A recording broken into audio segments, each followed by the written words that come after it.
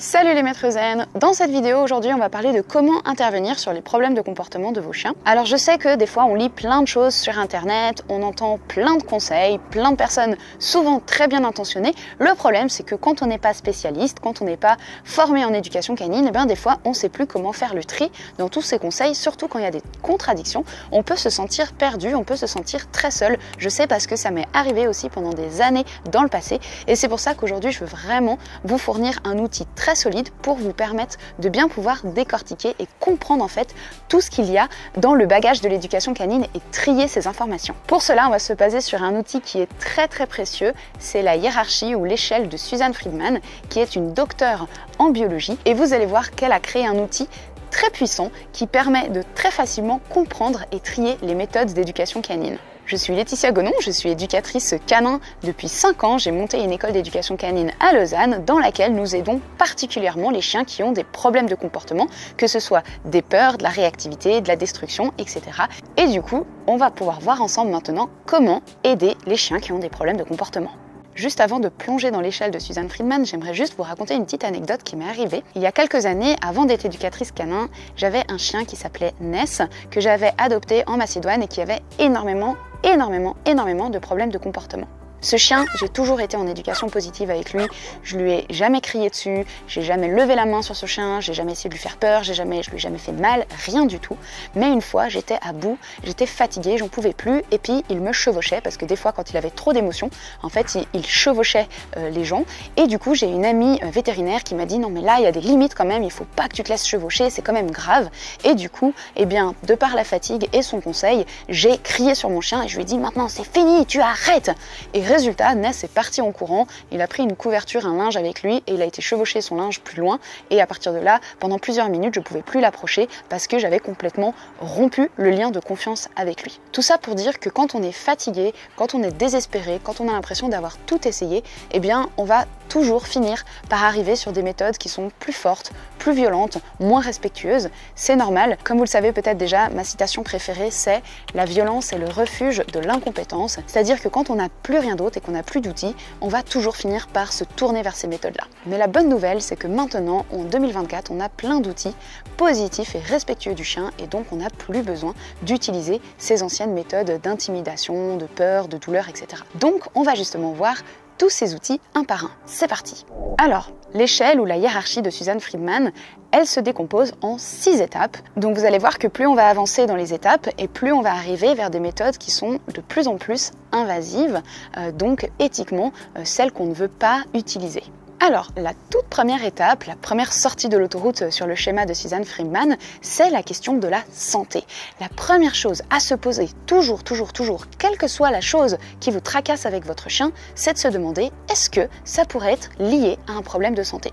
Je vous donne un exemple très parlant. À une époque, mon chien Quick devenait d'autant plus réactif sur les chiens. Il est déjà réactif sur les chiens, mais là, c'était vraiment exponentiel. Il était super réactif, ça allait plus du tout. Et en fait, j'ai fini par découvrir qu'il avait la gale.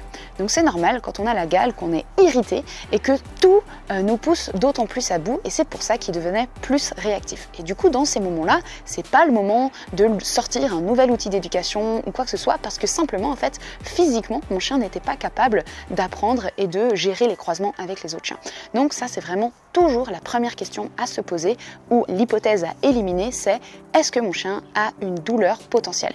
Et c'est pas une question facile parce que les chiens ne parlent pas, donc il suffit pas de l'amener chez le véto ou l'ostéo puis qu'il va le toucher puis qu'il va dire ah non c'est bon, il a rien, parce que des fois il y a des douleurs qu'on peut pas déclencher simplement à la palpation et qui sont pas évidentes à trouver. Il y a des douleurs qui peuvent être chroniques, qui peuvent être très aléatoires, etc. Donc c'est vraiment une question qui n'est pas toujours facile, donc il faut toujours garder dans un coin de la tête. La deuxième sortie de l'autoroute, c'est la question de l'aménagement de l'environnement. J'adore ce concept parce qu'en fait il est très simple et pourtant tellement souvent on ne l'utilise pas. L'aménagement de l'environnement, c'est de dire je ne vais pas travailler sur l'animal, le chien, je vais travailler sur l'environnement. Par exemple, au lieu de mettre des chips sur la table basse pour l'apéro et ensuite de me retrouver avec un chien qui veut manger les chips et du coup je suis pas content, les invités sont pas contents, etc. Eh bien, je peux simplement ne pas mettre les chips sur la table basse, mais mettre les chips sur la table haute, ou bien attacher mon chien plus loin, ou donner quelque chose à ronger à mon chien pour qu'il ait autre chose à faire et qu'en fait, juste physiquement, il ne puisse pas en fait atteindre les chips. Et comme ça, il n'y a juste pas de problème. Le problème est directement résolu sans avoir eu besoin de modifier quoi que ce soit chez mon chien. Ensuite, la troisième issue de secours, si jamais les deux autres n'ont pas suffi, ça va être le renforcement positif. Le renforcement positif, c'est l'idée d'apprendre à mon chien un comportement par la motivation. Ça veut dire que mon chien est gagnant et qu'il fait ce comportement parce qu'il en a envie et parce qu'il gagne des choses qui lui font plaisir. À cette troisième étape, je suis en train d'apprendre à mon chien un comportement lorsque tout va bien. Donc à la maison, dans la cuisine, etc. Je ne mets pas encore mon chien dans une situation qui lui pose problème. La quatrième étape, ça va être justement de prendre ce comportement qu'on a appris quand mon chien était émotionnellement OK et de l'amener dans la situation qui lui pose problème. Donc ça peut être par exemple lorsque je vais croiser un chien ou lorsque je rentre dans le bus et que mon chien n'est pas calme, etc. Donc son comportement que j'ai appris dans le calme à la maison, une fois que c'est solide et que mon chien a compris l'exercice, je vais pouvoir tranquillement le transposer dans ce nouvel environnement. C'est ce qu'on appelle un apprentissage d'un comportement alternatif. C'est-à-dire que je vais apprendre un comportement à mon chien qui est différent que la stratégie que lui utilise d'habitude. Par exemple, si mon chien a l'habitude d'aboyer sur les autres chiens, eh bien là, je vais peut-être lui apprendre à s'asseoir, à me regarder, à prendre de la distance, etc. Mais ce comportement, je l'ai d'abord appris dans un contexte où tout va bien, et ensuite, maintenant, je vais l'utiliser dans le cadre d'un comportement alternatif. C'est-à-dire que je vais lui montrer, regarde, au lieu d'aboyer, on peut faire assis, et le résultat est le même, c'est-à-dire qu'on prend de la distance. Parce que le comportement d'un chien a toujours une fonction. Si mon chien aboie quand il croise un autre chien, c'est pour lui dire « prends de la distance, je n'ai pas envie de te voir ». Par exemple, ça peut être une fonction. Donc dans ce cas-là, c'est important que je remplisse la fonction, mais que je montre à mon chien qu'il y a une autre manière d'obtenir cette fonction. Voilà, donc là, on en est à l'étape 4. Tout ça, ce sont des méthodes qui sont entièrement respectueuses du physique, de l'émotionnel de mon chien. C'est les méthodes que nous utilisons à Lausanne lors de nos cours en présentiel, ainsi que dans nos cours en ligne, comme par exemple le cours SOS Chien Sensible, qui vous aide en tant que propriétaire à pouvoir apprendre à vos chiens des comportements alternatifs et faire une désensibilisation graduelle à la peur, le problème de comportement ou l'excitation que votre chien a développé. Maintenant, si on continue de regarder la hiérarchie de Suzanne Friedman, il y a encore une 5e proposition et vous voyez que sur la carte, à cet endroit-là, elle a commencer à mettre des panneaux attention parce que on commence à rentrer dans les méthodes qui sont de plus en plus invasives. Donc c'est pour ça qu'il y a un panneau attention parce qu'en fait, dans l'idéal, on aimerait ne pas utiliser ces méthodes mais utiliser les 4 autres manières de faire avant ça. Je vais quand même vous expliquer ces méthodes pour que vous puissiez les reconnaître. Dans la sortie numéro 5, il y a 3 choses. Il y a d'abord l'extinction. Donc l'extinction, c'est le fait de laisser le chien dans la situation jusqu'à ce qu'il s'épuise. Donc par exemple, laisser un chien aboyer dans un parc à chiens jusqu'à ce qu'en fait il se rende compte que ça ne marche plus et qu'il arrête de le faire. On a une vidéo justement qui explique le principe de l'extinction et de l'immersion plus en détail, donc vous pouvez la trouver sur notre chaîne. Ensuite, toujours dans cette sortie numéro 5 qu'on ne veut pas prendre, il y a ce qu'on appelle le P-, la punition négative. C'est-à-dire que dans ce cas-là, je vais enlever au chien quelque chose qu'il aimerait obtenir. Donc par exemple, c'est quand je fais le poteau. Mon chien se promène en laisse, il tire, ça m'énerve, donc je fais le poteau. Et dans ce cas-là, mon chien n'a plus accès à sa balade à la liberté. Okay, mais ça commence à être invasif pour le chien parce que je retire à mon chien un privilège, quelque chose qu'il aimerait pouvoir avoir.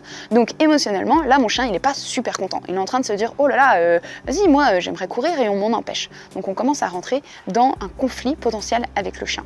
Et dans cette 5e catégorie, il y a aussi le R-, et le R- c'est le renforcement négatif. Cette fois c'est quand je veux voir obtenir un comportement en supprimant quelque chose de désagréable pour le chien. L'exemple classique, c'est j'appuie sur les fesses de mon chien et dès que mon chien commence à s'asseoir, je retire ma main. Donc je retire ce truc qui était un petit peu gênant pour le chien et du coup le chien va s'asseoir juste pour que j'arrête de le toucher parce que ça l'embête un petit peu que je le touche. Et là encore, on n'est pas dans un chien qui est en train d'apprendre par motivation. Et ensuite, la dernière sortie, la numéro 6, celle-là là, elle a vraiment tous les warnings, attention, il ne faut pas y aller parce qu'elle est d'autant plus invasive et donc éthiquement, c'est encore moins ce que l'on veut. Donc cette 6e sortie, c'est ce qu'on appelle la punition positive et là, c'est carrément de rajouter quelque chose de désagréable au chien. Donc bien sûr, ça va être tout ce qui est les sprays, jeter les clés, le collier électrique, tout type de colliers qui font mal au chien, aussi même un collier ou un harnais normal, mais si je mets une saccade sur mon chien parce qu'il tire et que ça m'énerve et que je fais comme ça va aussi être de la punition positive. Et même si je dis à mon chien « Eh, oh stop, maintenant tu arrêtes !» eh bien ça va aussi être de la punition positive. Tous ces actes que l'on va faire vont engendrer chez le chien un stress plus ou moins grand, une intimidation, une pression, quelque chose qu'il n'a pas envie d'avoir et qu'il va du coup éviter. Et donc c'est pour ça que c'est de la punition positive et que c'est une méthode qu'on ne recommande pas. Donc maintenant qu'on a vu les 6 moyens différents de changer le comportement d'un chien, eh bien vous voyez qu'il y a 4 manières que l'on peut utiliser qui sont totalement respectueuses du chien. Donc, quand on vous dit la seule manière c'est d'utiliser le spray, eh bien c'est pas possible. Il y a toujours d'autres manières, il y a toujours d'autres moyens de faire. Maintenant, quand vous allez choisir quelle méthode vous allez appliquer à votre chien, parce que chacun choisit la méthode qu'il a envie d'appliquer à son chien, eh bien moi je vous recommande de vous poser la question de est-ce que éthiquement ça correspond à la manière dont j'ai envie d'éduquer mon chien. Et je vous propose d'oublier pendant un moment la question de l'efficacité. C'est-à-dire que des fois dans notre monde on veut toujours savoir qu'est-ce qui marche le plus vite, qu'est-ce qui marche tout de suite, qu'est-ce qui marche le mieux. Mais c'est encore plus intéressant de réfléchir à quelle est la méthode qui correspond à mon éthique et qui va dans les valeurs et la manière dont j'ai envie d'éduquer mon chien et quel type de lien et quel type de relation j'ai envie d'avoir avec lui, plutôt que de juste réfléchir à qu'est-ce qui va être le plus efficace. Posez-vous la question, qu'est-ce que mon chien est en train d'apprendre? Est-ce qu'il est en train d'apprendre que c'est cool de prendre de la distance avec les autres chiens, de rester vers moi et de s'asseoir? Ou est-ce qu'il est en train d'apprendre que ça fait peur, que ça fait mal, que c'est désagréable, que c'est dangereux, etc. Par rapport à la question de l'efficacité, c'est aussi important de vous poser la question, est-ce que vraiment on peut changer un comportement en 2 minutes, en 2 cours ou en 2 jours? Parce que moi en tout cas, des comportements que j'ai développés depuis des années, j'ai jamais réussi à les changer en 2 minutes ou en 2 jours. Donc ça m'étonnerait qu'on puisse vraiment changer le comportement d'un chien aussi rapidement sur le long terme. Des fois on peut avoir des résultats très rapides, mais sur le long terme il faut se poser les questions. Déjà, est-ce que le comportement va être maintenu, premièrement? Et deuxièmement, est-ce que j'ai pas eu des dommages collatéraux? Parce que quand on utilise des méthodes qui sont invasives sur le chien et qui utilisent donc la punition, la contrainte, la pression, l'intimidation, eh bien le chien peut alors commencer à perdre confiance en nous, à vouloir nous éviter, à être moins proche de nous, à ne pas revenir au rappel, à être dans la fuite ou dans l'évitement, ou à développer des peurs et à commencer à avoir peur de certains objets ou certains bruits qui lui rappellent la bouteille d'eau, les clés qu'on lui a lancées dessus, le collier étrangleur, etc. Donc c'est vraiment des questions à vous poser avant de tester une méthode. Donc moi, autant par la théorie que la pratique et l'expérience, je suis convaincue qu'il y a seulement les 4 premières méthodes positives qui sont éthiques, qui sont efficaces et qui vont dans le sens, dans mon éthique et dans la manière dont moi j'ai envie de travailler avec les chiens et les humains qui sont autour de moi. Donc si vous avez envie de changer le problème de comportement de votre chien, je vous encourage à bien réfléchir à la question de l'éthique et à vous orienter vers un professionnel qui a la même éthique que vous. Si vous avez des problèmes de comportement et que vous avez envie de plus plonger encore dans les différentes manières de rééduquer votre chien, d'appliquer une désensibilisation graduelle, un contre-conditionnement, des comportements alternatifs, vous pouvez rejoindre notre formation en ligne qui est très complète, qui s'appelle SOS Chien Sensible, dans laquelle on vous explique justement tous ces principes et on vous donne tous les exercices, toute la marche à suivre et tous les documents à remplir pour pouvoir l'appliquer avec l'aide d'un professionnel si possible, ou bien seul si vous ne trouvez pas de professionnel à proximité de chez vous. J'espère que cette vidéo vous aura été utile, j'espère qu'elle vous aura permis de faire le tri dans votre tête pour que vous puissiez sortir de cette période désagréable que moi aussi j'ai vécue il y a quelques années où on ne sait plus quoi faire, on ne sait plus quoi penser, on ne sait plus quoi essayer. Et en fait nos chiens c'est pas des cobayes, donc on peut pas se permettre de tester une méthode ou une autre parce que ça peut avoir des répercussions jusqu'à la fin de leur vie. Donc j'espère vraiment que cette vidéo va vous permettre d'y voir plus clair. Si c'est le cas, eh bien dites-le moi en commentaire, abonnez-vous à la chaîne, vous ça vous coûte rien, c'est gratuit et moi ça me permet de créer plus de vidéos pour pouvoir continuer de vous former, de vous instruire, de vous sensibiliser en espérant que ça vous plaise, que ça vous est utile et que ça vous permette d'avancer dans la relation avec vos chiens. À tout bientôt dans la prochaine vidéo sur qu'est-ce que l'immersion exactement et quels sont les processus qui se passent derrière dans la tête de mon chien.